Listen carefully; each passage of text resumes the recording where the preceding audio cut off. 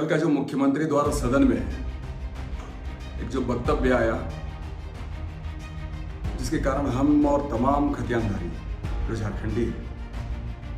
चूंकि हम हमेशा ही मानते हैं जो हमारे खतियानधारी हैं वही हमारे झारखंडी हैं, तो वो कहीं ना कहीं हमें आहत करने वाला है और कहीं ना कहीं आपने उपहास करने का काम किया है तमाम झारखंडियों को, खतियानधारियों को। माननीय मुख्यमंत्री, आप झारखंड के सबसे बड़े लोकतंत्र में ये कहते हैं कि खतियान के आधार पर नियोजन नीति नहीं लागू किया जा सकता है। आपको मैं बता दूं, एक आप ही थे जिसके द्वारा कहा गया था और उसी सदन पर कहा गया था कि 32 होगा या 36 होगा या 64 होगा, आप लोग देखते जाएं।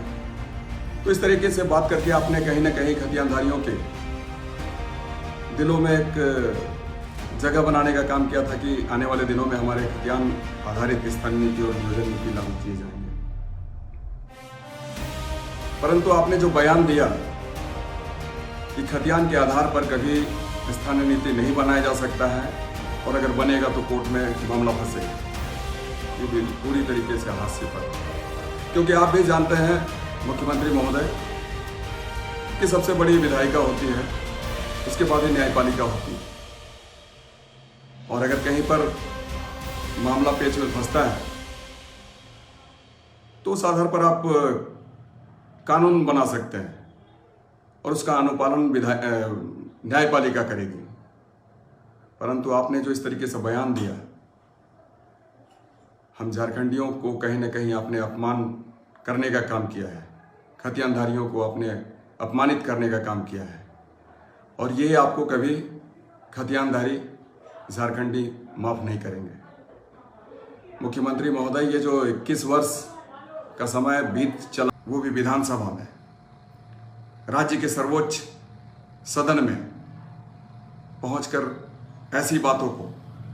रखने का काम कर रहे हैं, आपको राज्य की जनता कभी माफ नहीं करेगी।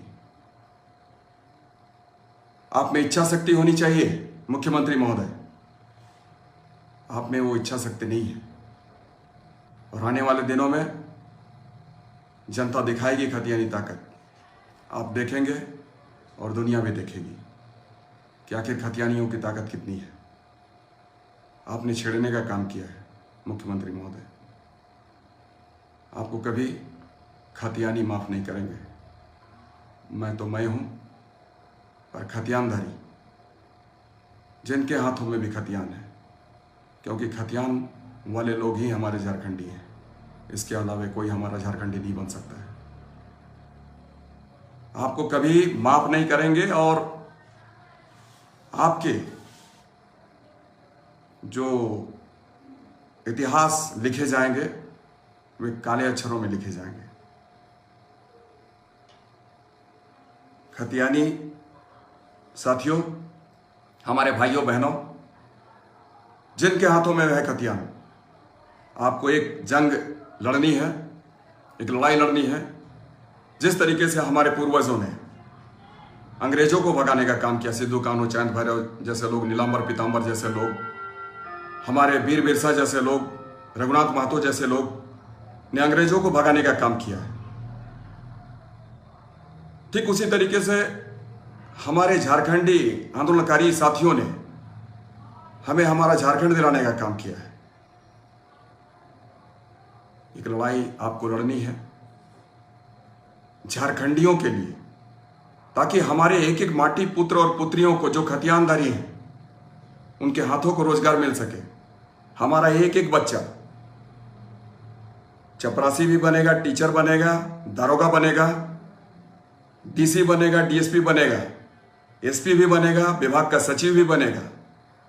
और तमाम हमारे झारखंडियों के द्वारा ही, खतियानधारियों के द्वारा ही पूरे राज्य का संचालन होगा। उस दिन के लिए आपको लड़ाई लड़नी है। निश्चित रूप में वो दौर आएगा